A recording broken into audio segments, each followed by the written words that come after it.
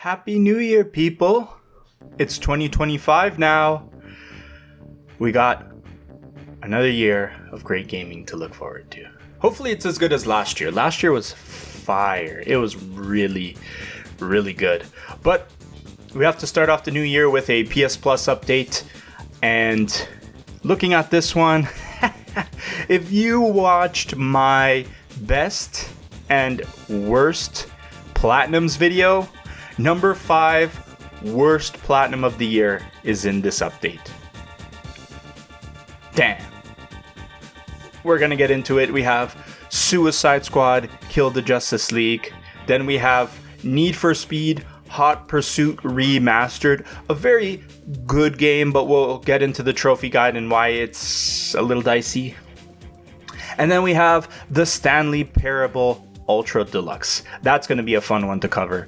So without further ado, let's start getting into these games. We have to start with the big elephant in the room one first. We're going to start with Suicide Squad Kill the Justice League. That's right, my 5th worst Platinum of the year. However, it could have been worse. There was worse ones on that video. Go check it out. It's a fun time, that video. But in this case, a few updates have come out that make this better. One of them being offline mode. So they have added a offline mode to this. So now you don't have to do it always online, thankfully. That's just nice to have. But there's still lots of trophies that are a problem. Even though they've added new mission types to the game, the end game is still very grindy. 60 hours is gonna feel grindy. 4 out of 10 is not bad, but it doesn't matter. This is still gonna be a really grindy game. There is RNG based trophies to worry about here. We have lots of grinding because you do have to get all of the characters to their max level. So like the base ones anyways. Captain Boomerang, Harley Quinn, King Shark, who was the last guy? Oh, Deadshot. You have to get them to their max level. So you have a ton of grinding to do, especially after you've beaten the game. Thankfully, you can switch these characters on the fly, but why would you want to do that? Why wouldn't you just spec into one, worry about that, and then you can keep playing the other one? Yeah. This game was a bad idea. I said this in the other video. This game was a bad idea. It was a waste of time. They took 9 years to make this, and really all we got was just a live service, light schlocky kind of game. You can beat all this stuff by yourself, but it's harder by yourself. And the funny thing is you still have the AR challenges to do, the Riddler AR challenges, which is funny because those were in the other Arkham games. And speaking of those Arkham games, just play those instead of these. Forget like getting to like your squad level 50, reach max level. I don't think this is a very good game, to be honest. You got mastery in certain mission types that you need to do as well. You have to get certain pieces of equipment to tier 2 and tier 3. And when you get down to the trophy cleanup, you have a ton of like complete 100 support squad contracts. Those are those crap missions that like there's very few different types and it gets repetitive, is those support squad contracts. Yeah, I just don't think this is a very good game. I don't think you should waste your time with it unless you really, really want all of the Platinums in the Arkham universe. I put that with air quotes. This is connected to the other games in a strange way, a very, very strange way.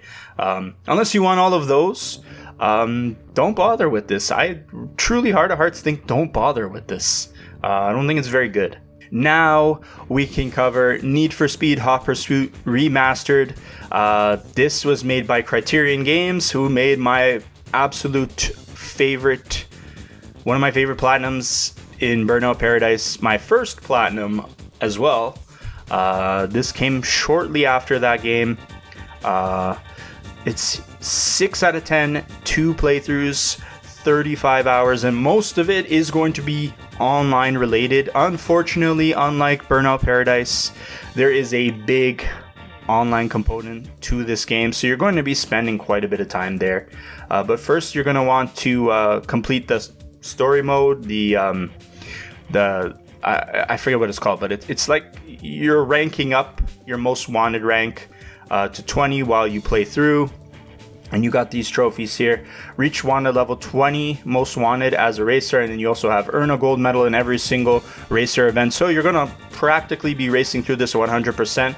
Then you got to do it on the cop side as well. So ultimate enforcer is the rank for the cop, and then earn a distinction in every single player cop event. The distinction is the highest, it's like the gold rank. So you got two sides of the coin. You get to play as the cop, which is fun.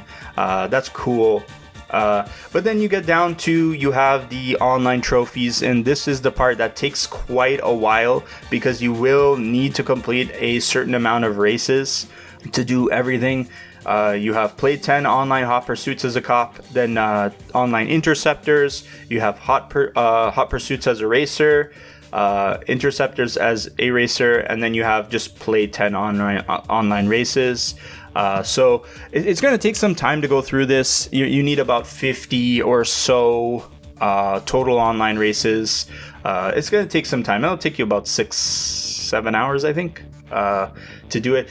Not as bad, not that bad, but I think it's still going to be a lot. Of course, you got miscellaneous trophies in here too, like stuff like Godzilla. Get any medal in the run to the hills driving the Nissan GTR Spec V. It goes on. It's a long description. Without using any weapons. So you do get like certain weapons like EMPs and stuff like that. So you got like cop only trophies. You got trophies that are for your racers, like you're on the other side of the law. So most of the challenge, this 6 out of 10, comes from getting all the distinctions and the gold medals. You do have a bit of grinding when it comes to the online mode, maybe a little more than people bargain for.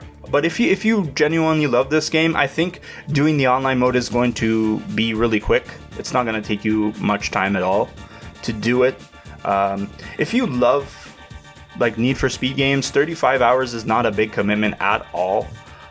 You'll go by pretty fast, and most of the challenge is coming from those two trophies, getting the gold medals and the distinctions. I think it's a cool platinum. I might do it because I really like this game. I played it back in the day on the PS3. It's very fun, especially playing a cop. Very fun. So if you're into this kind of thing, this kind of cops and robbers dynamic, or you played the old game at all, like the old like PS2 one, you're gonna like this. I think they did a really good job with this game. It's really fun. But I think the best platinum trophy in this whole update for sure is this one, the Stanley Parable Ultra Deluxe. There's only 12 trophies, but all of them are super fun trophies with wacky criteria. They did an excellent job here. So your first time around, you're going to want to complete like the narrative. And as well, you have a trophy here. It says, awarded for getting any of the other trophies as your first. So as soon as you get one trophy, you get this trophy here. Get your first trophy. You get a trophy for getting a trophy. Okay, so we're already getting a little bit wacky. There's one here. It's a speed run, but it's very short if you know what you're doing. It says complete the Stanley Parable in under 4 minutes 22 seconds, not including load times. Okay. Then it gets completely wacky and weird from here. You have a trophy called Test Trophy, Please Ignore. And then the description is Test Trophy Description, Replace this. They forgot to put the trophy text in here. What do you actually have to do to complete this? I think you need, it says here new content. So this is for the new content, collectibles and an epilogue. So you have to complete the game to get this one. including the new content. You need to get all the collectibles. And it says it'll take anywhere from 1 to 2 hours of gameplay extra. And you're going to want to explore every aspect of the game. Okay, cool. The rest of the trophies are just as wacky and crazy. It says you can't jump, and it says no, seriously disable it, so you have to beat the game without jumping. Quit the game and then start it again for the welcome back trophy. Commitment, play the Stanley Parable for the entire duration of a Tuesday. So you need to keep the game on for 24 hours on a Tuesday in order to get that trophy. So you're gonna leave your console on and just let it. Make sure you turn your auto rest stuff off, because that would suck. You rest and then you come back. Oh, you didn't get your trophy. Ah, damn. But yeah, that is where most of the time commitment for this game comes from. And it's not actually 24 hours to complete. It's 24 hours of waiting, and the rest of the time you got this trophy here, 888888, and the description is 888888. We'll check that in a second. But there's another one. Click on the door 435 times, written in a very weird way. I think it's click on door 435 times. So the door that says 430, and you have to click it 5 times. I'm pretty sure that's what it is. Okay, and they're kind of throwing you off there. Set all sliders in the menu to all available numbers. Okay, this is the weird one. This is the one that everybody keeps talking about. Super go outside.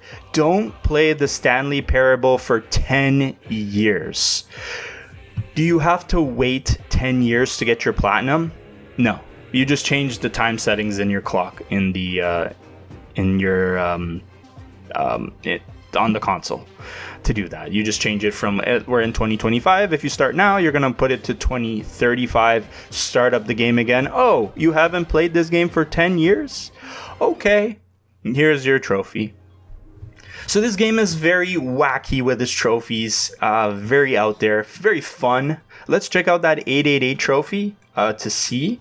So there's a part of the game where you have to... however, instead of using the correct combination, press 8 on the keypad a total of 8 times and the trophy will unlock. Okay, so it's an environmental trophy. But yeah, that's Stanley Parable. It's a wacky one for sure. I personally think it's the best out of this lot. I'm going to put it at the top. I'm probably going to do it finally now that I got the game for free. Then I'm going to put Need for Speed Hot Pursuit Remastered second, which I also might do. I'm pretty interested. I haven't played a racing game like that in a long time. Probably a good time to start. Then I have my 5th worst platinum trophy of 2024 down at the bottom. Self-explanatory if you watch that video.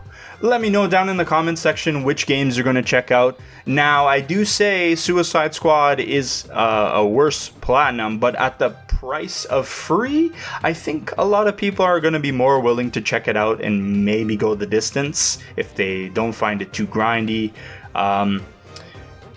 When you don't have to really, well, you're paying the subscription, but you're getting it with the subscription, and you don't have to spend $60, $40, whatever it ended up being on sale at.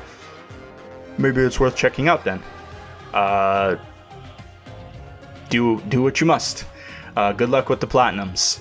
And I hope you keep it locked to the platinum experience for more videos. We're just starting. 2025 is a new year, new videos, new surprises. Let me know any and all thoughts down below. And I hope all your trophy hunting expeditions waiting 10 years for your platinum goes incredibly well, and peace out.